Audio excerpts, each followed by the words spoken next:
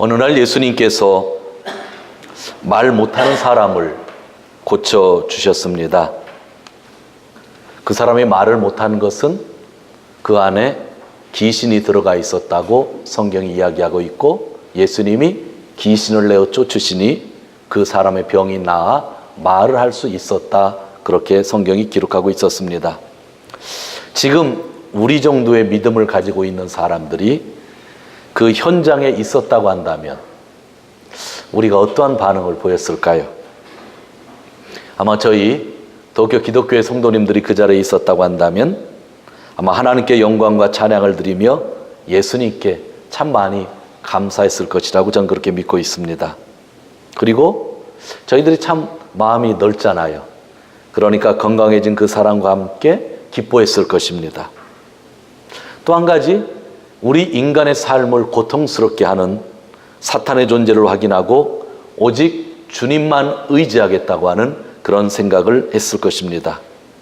그리고 한 걸음 더 나아가 그 기적을 증거하는 저희들이 되었을 것입니다. 그런데 당시 유대인들의 반응은 그렇지 않았다고 성경에서 이야기를 합니다. 바알세불의 힘을 빌려서 귀신을 내어 쫓았다고 하면서 성령의 활동을 회방하였습니다. 그리고 어떤 사람들은 다른 기적을, 다른 표징을 보여달라고 예수님에게 이야기하였습니다. 그것이 지난번에 우리가 같이 읽은 16절에 나오는 그러한 말씀들입니다. 전 이 말씀을 묵상하고 설교를 준비하면서 생각을 해보았습니다. 지금 우리가 살고 있는 이 시대의 특징이 무엇인가 하는 것입니다. 무엇인가 자꾸 보여달라고 하는 시대가 아닌가, 그렇게 생각을 해봅니다. 요즘은 가수들의 그런 활동도 예전과는 좀 틀린 것 같습니다. 제가 좋다 나쁘다 그런 평가를 하려고 하는 것은 아니고요. 저희 세대 같은 사람들은 가수는 노래를 잘 불러야 된다고 그렇게 생각을 했는데, 지금은 노래 외의 것을 더 보여주려고 하기 때문에 사실 가수의 노래를 들으면서도 어떤 그룹이 노래를 부르면 가사 내용이 자막이 나오지 않으면 전혀 이해하지 못하는 분들이 아마 저도 그러겠지만 이 자리에 많이 있을 겁니다. 노래의 내용도 모르고 열광하는 사람들이 점점 늘어나고 있죠. 보는 것으로 만족하는 것, 그것이 지금 세대의 하나의 특징이 아닌가라고 생각합니다. 그래서 교회를 다니지 않는 사람들이 교회에 대해서도 뭔가를 보여달라고 이야기를 합니다.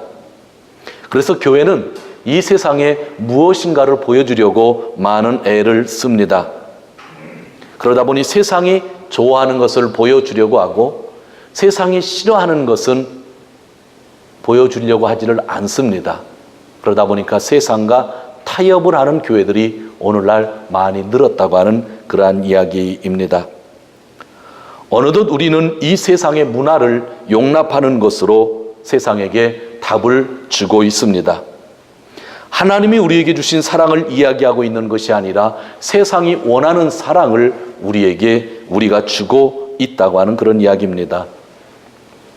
동성애라고 하는 것이 한국 교회에서 지금 참 말이 많이 나오고 있습니다.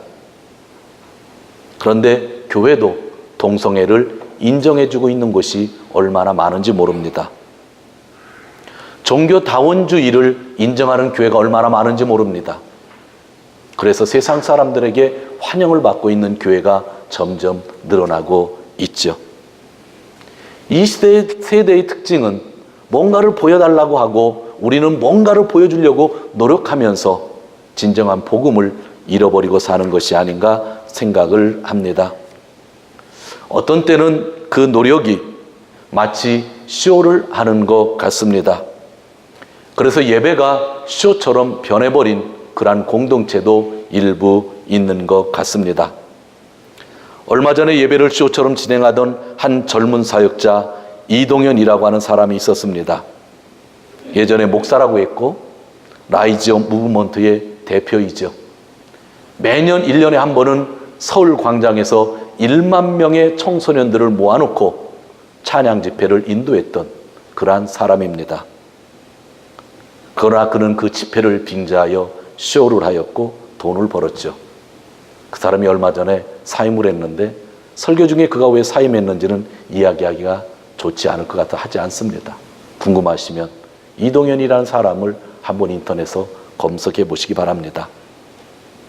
보여주며 선교를 하려고 하다 보니 일본에서 선교를 하고 있는 일부 한국교회 가운데는 한국교회의 대형교회의 텔레비 방송을 그대로 스크린 설치해서 이 자리에서 보여주며 담임 목사가 있는데도 불구하고 그 영상을 보며 일부 예배 드렸다, 오후 예배 드렸다 하는 교회가 지금 일본에도 수없이 존재하고 있다고 하는 겁니다.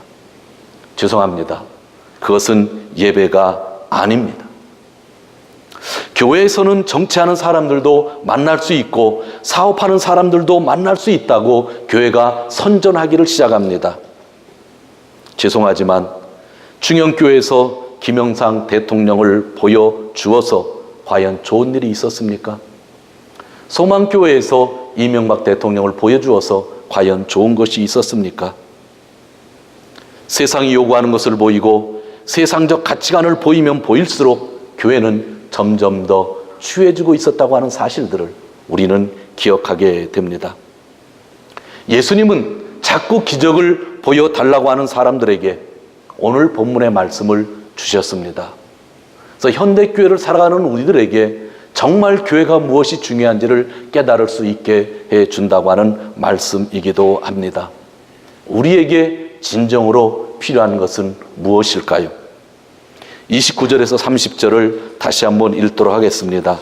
29절, 30절. 무리가 모였을 때에 예수께서 말씀하시되 이 세대는 악한 세대라 표적을 구하되 요나의 표적밖에는 보일 표적이 없나니 요나가 느느웨 사람들에게 표적이 됨과 같이 인자도 이 세대에 그러하리라. 예수님이 단호에게 말씀하셨습니다. 이 세대에 필요한 표징 기적은 요나의 표징밖에 없다고 하셨습니다. 요나는 밤낮 사흘 동안 물고기의 뱃속에 있었습니다. 그러므로 예수님도 사흘 동안 땅속에 있는 것이 이 세대에 보일 수 있는 유일한 표징이라고 말씀하신 것입니다. 이 말씀은 이해가 되는 것 같으면서도 사실은 이해가 되게 어려운 부분이기도 합니다. 솔직히 제가 이 시간 이야기한다고 하면 어제 이 설교를, 이 본문을 준비하면서 너무나 어려워가지고 한 오후 1시, 2시경에 이 본문을 포기를 했습니다. 그리고 다음 주에 설교할 본문을 보기 시작했어요. 또 2-3시간. 그러다가 아니야, 여기서 포기하면 안 돼, 다시 기도해야지 하고 오늘 본문으로 넘어와서 이 본문을 정리하였습니다. 이 요나의 표징과 예수님의 표징이 이해가 되는 것 같으면서도 이해가 되지 않았던 이유 중에 하나는 요나서의 전체적인 메시지가 물고기에 대한 이야기보다는 하나님의 사랑에 대한 이야기였기 때문에 이 말씀을 연결시킨다고 하는 것이 저에게는 상당히 어려웠었습니다.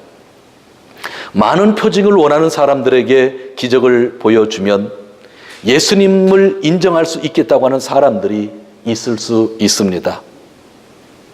그러나 예수님은 이 세대에 보여줄 수 있는 표징은 요나의 표징이라고 이야기하시며 땅속에 묻히는 것, 그 죽음밖에는 보여줄 것이 없다고 말씀해 주셨습니다. 수많은 군중입니다. 귀신이 떠나는 것을 보았고 벙어리가 말하는 것을 보았습니다. 근데 예수님 하나만 더 보여주면 우리가 다 믿겠습니다. 그렇게 이야기를 하고 있는 겁니다.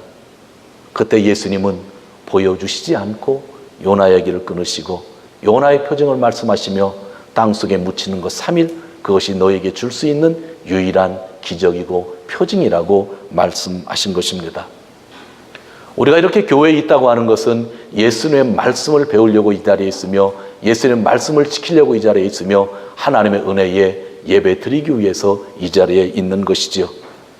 그러면 이 세상에서 원하는 것이 많이 있다 할지라도 제1우선적으로 생각해야 될 것은 예수님이 주신 말씀을 먼저 생각해야 된다고 하는 것입니다.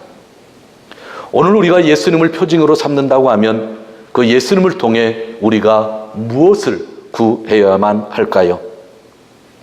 31절을 보면 이렇게 나와 있습니다. 심판 때의 그 내용을 제가 요약을 해서 이야기하면 남방 여인이 지금 세대 사람들을 심판할 거라고 그랬습니다. 왜냐하면 남방 여인이 지혜를 찾았어요.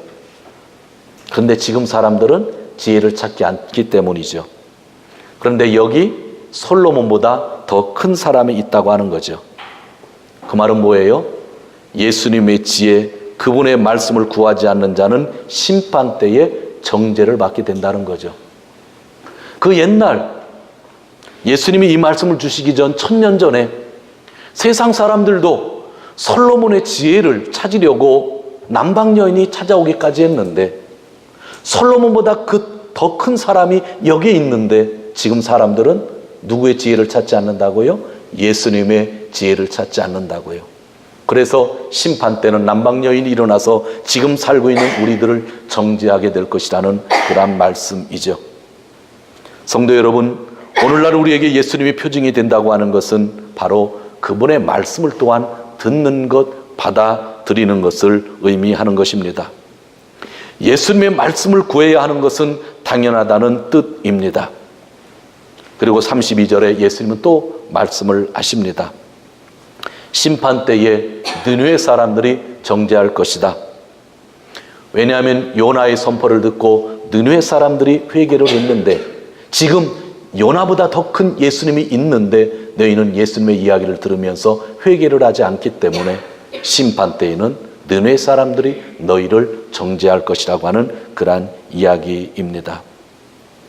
31절과 42절을 우리가 같이 생각하면 예수님의 표징은 분명 죽음 땅속에 묻히는 것이지만, 그 표징을 이야기하면서 예수님이 우리에게 전달하려고 했던 메시지가 무엇인가 하면 바로 하나님의 말씀과 회개라고 하는 겁니다.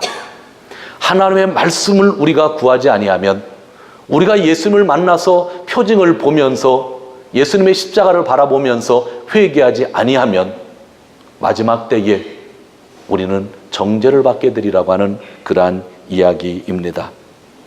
요나보다 더 큰 이가 여기에 있는데, 요나보다 더 큰 표징을 보여주시는 분이 여기에 있는데 사람들은 그분의 가르침에 회개를 하지 않고 있다고 하는 겁니다. 예수님께서 3일간 땅 속에 계셨던 것은 우리를 회개의 길로 인도하시기 위하심이었습니다. 성도 여러분, 오늘 예수님이 주시는 말씀은 분명합니다. 우리가 보여달라고 하며 신앙생활을 하는 것이 아니라, 또 보여주기 위하여 신앙생활을 하는 것이 아니라, 신앙생활이라고 하는 것은 말씀을 듣고 오직 회개의 삶을 사는 것이 신앙생활이라고 하는 그러한 말씀입니다. 기적을 경험하고 기적을 추구하다 보면 어느덧 교회는 성공주의에 빠질 수가 있습니다. 그러나 심판 때에 정죄를 받지 않기 위하여 철저하게 회개의 삶을 살아야 된다는 것이 오늘의 말씀입니다. 여러분, 그 옛날 하나님을 모르던 사람들도 요나의 설교를 듣고 회개를 하였습니다. 그런데 요나보다 더 크신 분이 지금 이 자리에 계시고 그분을 우리가 섬기고 있습니다. 몸소 십자가에 달려 죽으시고 3일간 무덤 속에 계셨던 분입니다. 그러므로 당연히 회개의 삶을 사는 것, 그것이 중요하다는 겁니다. 우리가 얼마나 하나님의 말씀을 구하고 있으며 얼마나 회개하는 삶을 살고 있는지요. 교회도 또한 세상도 혹시 보여달라고 하는 것만 강조하고 있는 것은 아닌지 생각합니다. 지난주의 말씀 여러분들 기억하십니까? 이 모든 기적을 보고 난 후에 한 여인이 예수님에게 당신의 어머니는 참 행복하겠습니다, 그렇게 얘기를 했죠. 그때 예수님 뭐라고 말씀하셨어요? 하나님의 말씀을 듣고 지키는 자가 행복하다고 말씀했습니다. 말씀을 듣고 지키는 자가 복이 있다 하신 예수님께서 오늘 이 세대에게 회개하라는 말씀을 주셨다고 하는 것입니다. 저는 이 말씀을 마음에 깊이 담기를 원하고 오늘 여러분들도 마음에 담기를 원하고 있습니다. 오늘 주시는 말씀은 우리가 참된 회개의 삶을 살아야 한다는 겁니다. 죄의 문제 해결 없이 성령 충만할 수 없고, 또 우리는 예수를 믿기 때문에 죄인이지만 하늘나라 갈 때까지는 계속 죄인이었다 의인이 되었지만 하늘나라 갈 때까지는 계속 죄인이라는 것을 잃어버릴 수 없다고 하는 그런 이야기입니다. 신앙생활이 무엇인가? 단순하다고 생각합니다. 하나님 말씀을 읽고 그 말씀을 듣고 지키는 것. 그러면 하나님의 말씀을 듣고 지킨다는 것은 무엇인가? 말씀에 비추어서 틀린 부분들을 고쳐가는 것. 그것이 바로 회개라고 하는 그러한 이야기입니다. 내 생각, 나의 살아온 길을 주님의 말씀으로 비추어 보며 주님의 말씀으로 돌아가는 것, 그것이 회개입니다. 이사야 55장에 하나님이 말씀하셨습니다. 내 생각은 너희 생각과 다르고 내 생각은 너희들 생각보다 높다. 그리고 내 생각은 반드시 성취된다. 그렇게 말씀하였습니다. 이러한 것들을 우리가 어떻게 마음으로 받아들일 수 있을까요? 말씀을 통해서 내가 회개할 때에, 회개의 삶을 살 때에 내 생각과 다른 하나님의 생각을 인정할 수 있으며 내 생각보다 높은 하나님의 생각을 인정할 수 있으며 내 생각은 변할 수 있으나 하나님의 생각은 변하지 않는다는 것을 인정할 수 있다고 하는 겁니다. 그러나 우리에게 이런 낮아짐, 회개의 삶이 따르지 않으면 끝까지 우리는 우리의 생각을 주장하며 나아가게 될 것입니다. 하나님 나라는 회개하는 자만이 들어갈 수 있습니다. 성령의 통치 지배를 받고 인도를 받는 자들은 회개의 삶을 사는 자들입니다. 여러분, 요한복음을 읽기가 참 두려우시죠? 근데 사실은요, 읽기 쉬운 부분도 많이 있어요. 요한복음 2장과 3장을 보면 여러 교회들이 나오는데 몇 교회가 나오는지 아십니까? 요한 이 계시록 2장 3장에는 그렇죠. 7교회가 나와요. 7교회. 죄송합니다. 저 목사지만 7교회를 다 못 내옵니다. 하나는 외웁니다. 처음에 나오는 교회가 에베소 교회입니다. 그건 제가 절대로 안 잃어버립니다. 에베소 교회, 서문학 교회, 보가목 교회, 두아디라 교회, 사대 교회, 필라델피아 교회, 라오디아 교회. 들어보셨죠? 그런데 다시 이야기하면 또 7교회가 잘 이야기가 잘 안 되는데 하여튼 들어보셨을 거예요. 이 교회들은 지금의 지상교회를 대표하고 있는 교회들입니다. 이 교회에 주시는 하나님의 말씀이 있다고 한다면 그 말씀은 누구에게 주는 거죠? 오늘 우리 교회들에게 주시는 말씀입니다. 7교회 중에 칭찬받은 교회가 2교회 있었습니다. 그리고 나머지 교회들은 좀 책망을 받았는데 책망한 교회가 5교회인데 그 5교회에 주시는 메시지 중에 똑같은 부분이 있습니다. 이런 걸 여러분들 한번 찾아보시면 너무 재미있습니다. 먼저 에베소 교회에 이런 말씀을 주십니다. 내가 어디에서 떨어졌는지 생각해내서 회개하고 처음에 하던 일을 하여라. 회개하라 그랬습니다. 보가목 교회에게 회개하여라. 만일 회개하지 않으면 내가 속히 너에게로 가서 내 입에서 나오는 칼을 가지고 그들과 싸우겠다. 두아디라 교회에게 회개의 기회를 너에게 주었다. 회개하지 않으면 큰 환난을 당할 것이다. 사대 교회에게 내가 가르침을 어떻게 받고 어떻게 들었는지를 되새겨서 굳게 지키고 회개하여라. 라오디아 교회에게 나는 내가 사랑하는 사람은 누구든지 책망도 하고 징계도 한다. 그러므로 너는 열심을 내어 노력하고 회개하여라. 모든 교회에 주시는 동일한 메시지는 회개하라는 것입니다. 목사님, 왜 우리가 맨날 회개만 합니까? 하나님은 매일 우리에게 회개의 삶을 강조하고 있는 겁니다. 예수님이 마가복음 1장 15절에서 맨 처음 세상에 나아가서 전한 말씀이 있었습니다. 때가 찼다. 하나님 나라가 가까웠다. 회개하여라. 복음을 믿어라. 말씀하셨는데 그것이 이 세상에서 군중들에게 예수님이 하신 첫마디 말씀이었다고 한다면, 예수님 때문에 교회가 생겨났다고 한다면, 지금 우리가 이 자리에 있다고 한다면 오늘 우리는 회개의 삶을 살아야 되며 세상에 회개하라고 전파할 수 있는 교회가 되어야 된다고 하는 그러한 말씀입니다. 회개는 방향 전환을 의미합니다.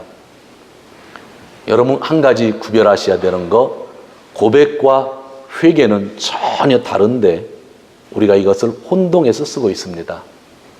제 고백은 우리 안에 있는 것을 다 내어놓는 겁니다. 고백하는 겁니다. 내가 이러한 죄를 졌습니다. 이러한 죄를 졌습니다 하고 인정하는 것, 그것이 고백입니다. 회개는 그게 아닙니다. 회개라고 하는 뜻은 방향 전환입니다. 이렇게 있던 사람이 이렇게 돌아서는 것을 회개라고 합니다. 성경을 봤더니 내가 이렇게 서 있었는데 하나님이 저렇게 서야 된다고 하기 때문에 성경 기준에 대해서 내가 이렇게 서 있고 이렇게 가는 것, 그것을 회개라고 하는 거죠. 성경 말씀 없이 회개할 수 있는 길은 없습니다. 제2의 고백은 양심의 감동이 오면 우리가 얼마든지 할 수 있겠죠.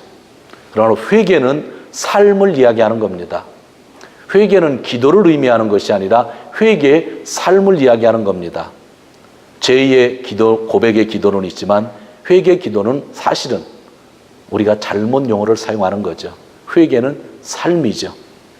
오늘 하나님이 우리에게 이야기하고 있는 것은 회개의 삶입니다. 말씀을 가지고 기준을 잡아서 하나님 말씀에 어긋난 것이 있으면 방향 전환하여 하나님 말씀으로 돌아오라는 것, 그것이 너희에게 보여주는 나의 표징이다. 그래서 그 삶이 가능하도록 나는 땅속에 3일간 묻혔다. 십자가에서 죽으시고, 그런 말씀을 주시는 것이 오늘에 있는 말씀입니다. 예수를 믿지 않던 자가 예수를 믿게 되는 것을 회개라고 합니다. 이 세상 삶 속에서 예수님에게 방향 전환되었기 때문이죠. 좋지 않던 이성관계를 가지고 있던 사람이 그 관계를 청산하는 것이 회개입니다. 요즘 드라마를 보면 좋지 않던 이성관계를 가지고 있었던 사람들이 그 이성관계를 인정하기 위하여 자기의 옛날 부인에게 사과를 하고 이혼해달라고 하죠. 그리고 이혼하고 그 사람이랑 다시 사는 거죠. 그건 회개가 아닙니다. 회개라고 하는 것은 좋지 않던 이성관계를 가지고 있던 사람이 그 관계를 끊어버리는 것을 회개라고 하는 것입니다. 그 관계를 청산하는 것을 회개라고 하는 것입니다. 솔로몬보다 더 크고 요나보다 더 크신 분이 우리에게 계십니다. 세상 사람들도 말씀을 배우러 솔로몬에게 갔습니다. 그런데 그 솔로몬은 주님에 비하면 아주 작은 자입니다. 이방 사람들도 요나의 설교를 통하여 회개를 받아들였습니다. 그런데 그 요나는 주님의 종에 불과했습니다. 요나보다 솔로몬보다 더 크신 분이 있습니다. 예수님이십니다. 그래서 이 세대에 필요한 것은 오직 예수님입니다. 그런데 그 예수님이 우리에게 말씀을 강조하셨고, 그 예수님이 우리에게 회개를 강조하셨다고 하는 거죠. 그것이 오늘 받아들여야 되는 말씀입니다. 예수님은 우리의 주인이시며 롤 모델이 되십니다. 이 아침에 예수님이 우리에게 주시는 말씀이 있습니다. 우리를 너무나 사랑하셔서 십자가에 피 흘려 주시고 무덤에 계셨던 예수님이 우리에게 주시는 말씀이 있습니다. 세상의 권력들이 우리를 무시할 때, 세상의 가진 자들이 우리를 무시할 때에 우리를 받아주시고 우리의 영원한 생명을 위해 부활하시고 또 재림하실 그분께서 이 아침에 주시는 말씀이 있습니다. 하나님의 살아계신 말씀을 구하라고, 그리고 회개의 삶을 살라고 말씀해주고 있습니다. 우리를 사랑해서, 우리를 너무나 존중해서 주시는 말씀입니다. 기적이 중요한 것이 아닙니다. 기적이 있으면 좋은 것이죠. 그러나 기적을 계속 추구할 것은 아닙니다. 교회는요, 기적을 보여주는 것, 그것이 교회가 아닙니다. 교회는 내가 하나님의 말씀을 가지고 회개의 삶을 살겠다고 다짐하고 그렇게 세상에 나아가는 공동체가 되는 것이 우리 교회가 세상 사람들을 향하여 뭔가 보여주려고 할 때에 그것이 건물이 되어진다고 하면, 세상 사람들을 향하여 뭔가 보여줄 때에 우리 교회 목사가 유명하다고 하는 것을 보여주려고 할 때에 과연 진정 보여줄 것이 뭐가 있겠는가? 기적을 보여달라고 할 때 예수님이 기적을 보여줬으면 그 모든 군중들이 예수님에게 더욱더 가까이 왔을지 모르지만, 그렇다고 해서 그들이 예수님이 십자가에 달리셨을 때에 그 예수님을 인정하셨을까? 예수님은 아셨죠. 얼마든지 더 큰 기적을 보여주실 수 있는 성령의 능력이 있었지만 예수님은 요나의 표정밖에 나는 보일 것이 없다. 요나가 3일 동안 물속의 뱃속에 있었던 것밖에 나는 보일 것이 없다.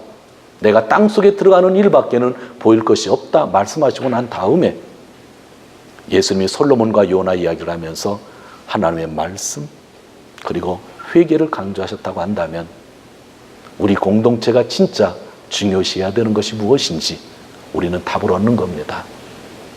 말씀이 없으면, 말씀을 배우지 않으면, 말씀을 나누지 않으면, 말씀이 선포되지 않으면 이 공동체는 알새치 말에 정죄를 받게 될 것입니다.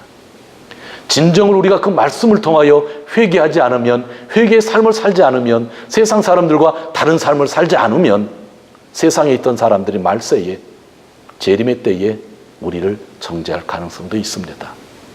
사랑하는 성도 여러분, 우린 너무나 감사하잖아요. 이렇게 은혜를 받고 살고 있잖아요.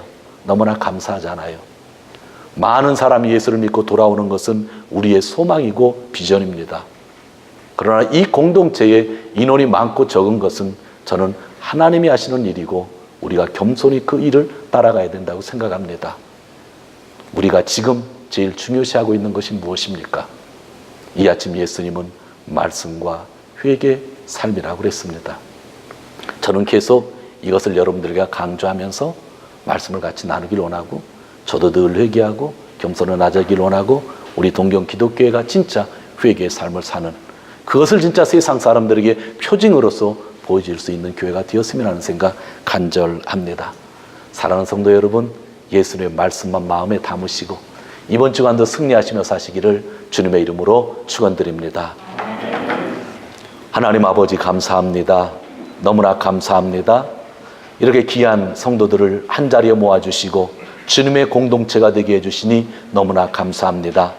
세상에 우리가 무엇을 보여주려고 하는 그 모든 유혹을 오늘 접게 하여 주시고 예수님만이 진정한 표징이 된다고 우리에게 말씀하여 주셔서 너무나 감사합니다.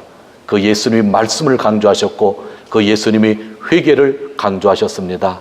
이것을 우리의 마음에 담고 하루하루 살 수 있는 우리 모든 공동체 되게 하여 주시옵소서. 감사합니다. 예수님의 이름으로 기도하옵나이다. 아멘.